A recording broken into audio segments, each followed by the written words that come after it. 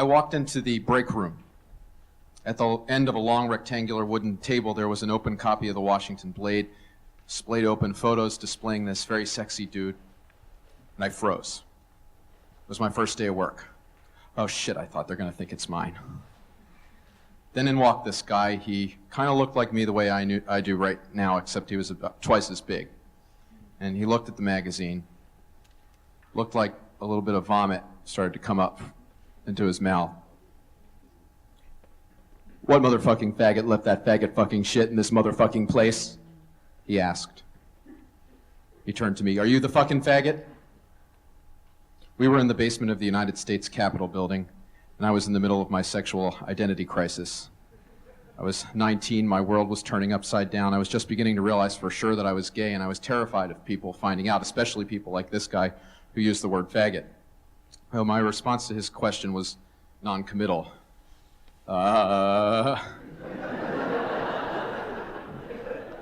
Then in came Charlie, my very good friend Charlie. Charlie had dyed his long blonde hair a bright shade of pink.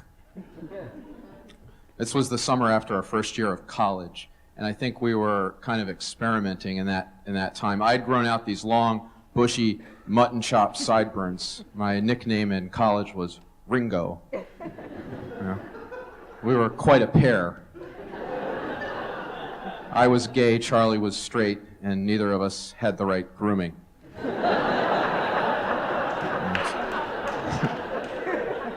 And everything between us was unspoken. Hello, said Charlie to this very angry guy who was getting increasingly angry, sort of fluffing his coif. What's your name? Larry, he said, surveying all that pink hair. You're a dapper little fucker, aren't you? Thank God, I thought, not me. He's not looking at me. I made sure to hold myself in a cautiously masculine way. Just masculine enough so as to avoid suspicion, but not so much as to make it seem like I was trying to hide a secret sexual identity, which I was desperately. Charlie and I had been kids together. We grew up together, and after we both applied for federal summer jobs that year, after our first year of college, we were both placed here. And here was a room in the basement corridors of the United States Capitol building that was called the Flag Office. Maybe you've heard of it. Has anybody here ever received from a member of Congress a flag that was flown over the roof of the United States Capitol building? Can I hear a round of applause for those who did? Oh, that's great. Hey, this is the most people have received flags I think I've ever seen in one room. This is very exciting. I got one when I was a Cub Scout, or a Weeblo, I believe, and I cherished it for many years with youthful patriotic fervor. Now, the Flag Office is responsible for raising thousands of flags annually over the roof of the Capitol building for 30 seconds each, then packaging them and distributing them to constituents of members of Congress as gifts or for a small fee. And each flag comes with a certificate that states the exact date and time that it was flown. And that's the way it's supposed to work. The way it really worked was different. So every day we would go to the roof of the Capitol with a cart full of boxes and boxes of flags, which was elevated up on a crane and deposited on the roof. Right? And one person was designated the flag raiser. And he was responsible for raising a single flag up and down a pole over and over again. Right? So that to onlookers, that we were instructed to do this, by the way, to onlookers at ground level, it looked like many flags were flying one after the other. And the rest of us would unpack the flags, shake them out, refold them, rebox them over and over and over again until we were finished with the cart. And then we would take a nap, creating soft pillows with the flags curled up beneath the shadow of the dome. And it was all very pleasant, even with that minor deception, or major deception, depending on how you look.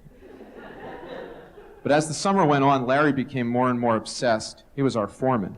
He became more and more obsessed with who left that copy of the Washington Blade on the break room table. Now, Charlie and Larry would sometimes play chess on that table, and during those chess games, Larry would tell stories of homosexual plots to try to coax a confession.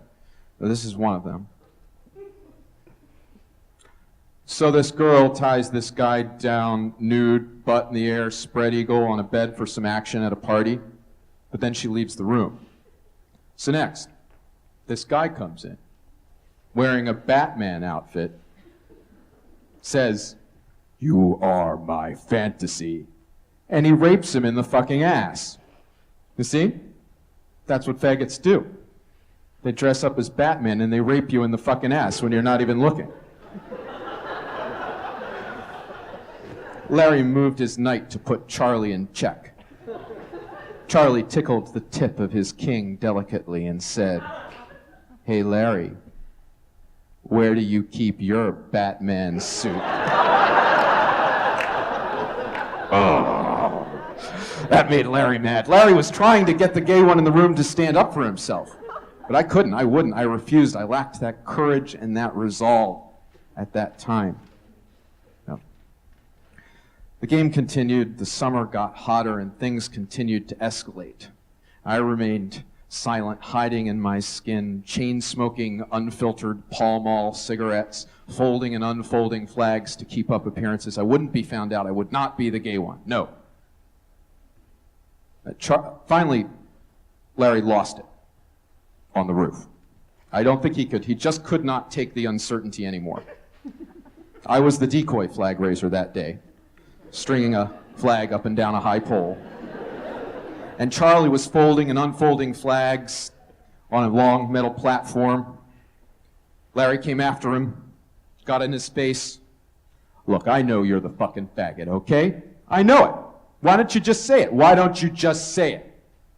In fact, I have a better idea. Why don't you just suck my fucking cock?" Charlie stopped folding. "You want me to suck your cock?" "Yeah, that's what I said. Suck my cock." "Unzip your fly." Larry unzipped. "Now come over here and suck it." "Take it out. Take it out, Larry, and then I'll suck it." Charlie got down on his hands and knees and opened his mouth up wide. My flag was flying high up on the pole. I could not let the rope slide. Larry fumbled with his boxer shorts. For a moment, it really seemed like a blowjob was about to happen.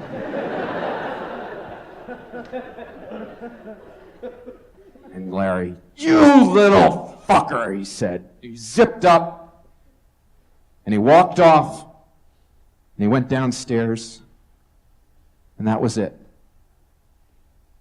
The game was over. Charlie had won. I let my flag slide slowly down the pole and settle on the roof. Things settled down a little bit after that.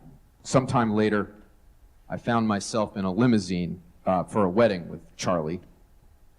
And we were parked up next to the Capitol that night, and you could see the dome illuminated through the limousine window. And I got myself really good and drunk for courage, and I turned to Charlie, and I looked him in the eye, clutching my bottle of Andre champagne for support. "Charlie," I said, "Charlie, I have something that is very important to tell you. Charlie, I am gay." "Dan," he said, "I know." And I realized that Charlie probably in some way knew that summer on the roof, and that he was in his own way defending me by letting Larry think that he was the gay one while I kept up this appearance of being straight. In fact, he was such a good friend that he almost gave Larry head.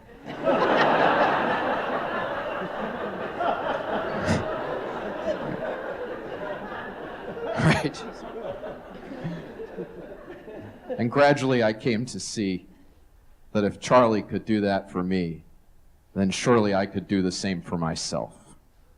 That one day I too would have the courage to get down on my knees before God and country and make an offer to suck cock and do it proudly.